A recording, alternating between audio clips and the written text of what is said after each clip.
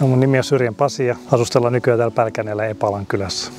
No, me asutaan itse asiassa nykyään tällaisessa maatilalla. Me ollaan molemmat keskellä kaupunkia aina asuttu ja tämmöinen mahdollisuus, niin ollaan sitten täällä oltu. Ja ollaan se 5 vuotta asuttu, että remontoitiin muutama huone ja sitten sattumalta alkoi korona ja mentiin sitten vähän niin kuin ihmisiltä piiloon ja sitten huomattiinkin, että täällä on oikein mukava ja viihdytty täällä sitten sen jälkeen.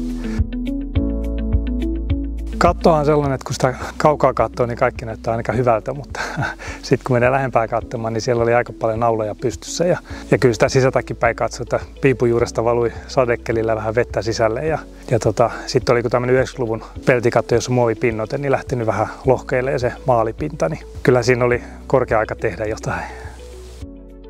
Tehtiin sellainen peruskatsanto kaikkeen, otettiin löysät naulat pois ja ruuvattiin ruuvit tilalle ja saatiin varmistettua, ei myrskyllä lähde kattopelit liikkeelle. Ja sitten tietysti tiivistettiin ne paikat, joissa oli tarvetta tiivistää ja pestiin ja vähän ruoste suojattiin, jos oli tarvetta ja sitten vielä laitettiin uusi maalipinta päälle.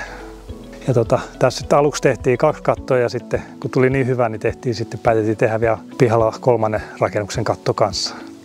No, asentajathan oli ihan huippuammattilaisia. Mä oon tosi tyytyväinen. Tosi laadukasta työtä, niin kuin firman nimikin lupailee.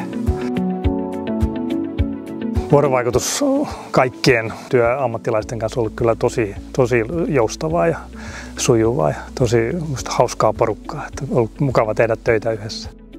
Naapurissa laatosepät kunnosti yhden katon ja sitten siinä kun oltiin pihapiirissä, niin ruvettiin juttelemaan.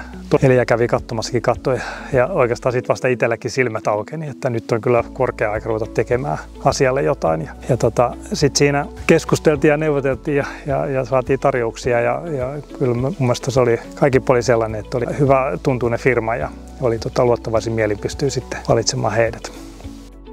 Se mikä itse asiassa itse mietitytti, että onko tämä pinnoitus oikea ratkaisu. Tietysti perinteisesti ajatellaan, että jos katto on huonossa kunnossa, niin uusitaan katto. Että tämä oli sillä tavalla itse asiassa silmiä avartava vaihtoehto. Ja sitten kun sitä tutkijaa harkittiin, niin huomasi, että tämä on varmastikin järkevämpi vaihtoehto. Kun kattoja on kuitenkin aika monta tässä pihapiirissä ja niiden ylläpito on kaikista tärkeintä, niin pinnoite on erittäin hyvä vaihtoehto, jolla saadaan varmasti monta vuotta katon elinaikaa pidennettyä. Ja uskon, että se on huomattavasti halvempi ratkaisu pitkässä juoksussa kuin katon uusiminen.